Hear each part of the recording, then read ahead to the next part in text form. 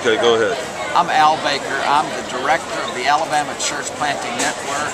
I live in Birmingham, Alabama, and I'm also a evangelistic revival preacher with Presbyterian Evangelistic Fellowship.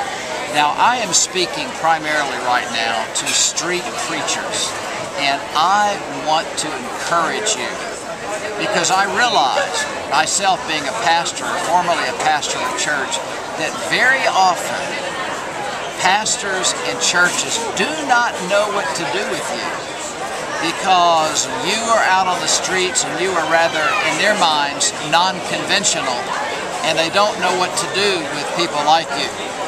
But what I want to do is I want to encourage you with what I think you already know is true, but which I hope you will be able to communicate to others who perhaps are not street preachers and who wonder why you're doing what you do.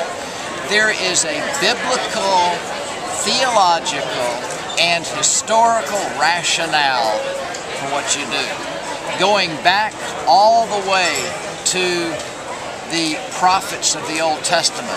It is clear that men like Isaiah, Jeremiah, Ezekiel, and Hosea all were street preachers.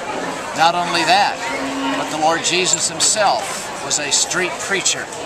And he sent out his disciples. In Matthew chapter 10, he sent them out 2 by 2. And in Luke 10, he sent the 70 out. And he sent them out to preach the gospel, to cast out demons, to heal the sick, to feed the poor.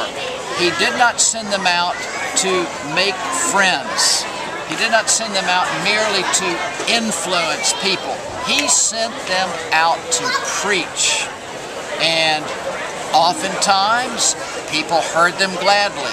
Other times, they were rejected. And Jesus said, if they don't listen to you, then shake the dust from your feet and go to the next city. So not only did Jesus do it, not only did he commission his apostles and the 70 to do it, he also commissions us to do it. When you look at Romans chapter 1, it says there that Paul says to the Romans that your faith is known throughout the whole world. He says in 1 Thessalonians 1, there's really no need for me to continue to preach the gospel because you're already doing it. Not only do we see that in the scriptures, but we see it throughout the history of the church as well. We see Jonathan Edwards going to the streets, perhaps even better known as George Whitefield. And remember this, historically, the church has never accepted street preachers. George Whitefield, when he began preaching, was almost immediately thrown out of the church. He had nowhere else to go but into the fields, in and around London, Moorfields and other places. He came to where I used to live in Connecticut, and he preached in all of these towns in the open air.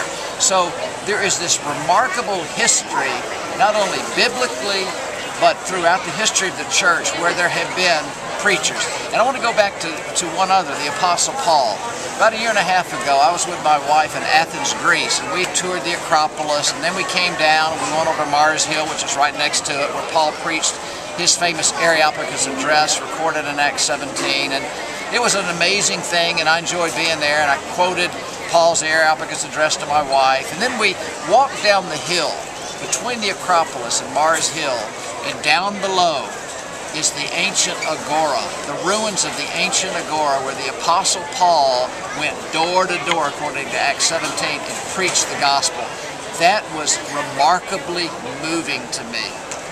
There is a long history of this, and I believe that while street preaching is not the only thing we must do, it is foundational.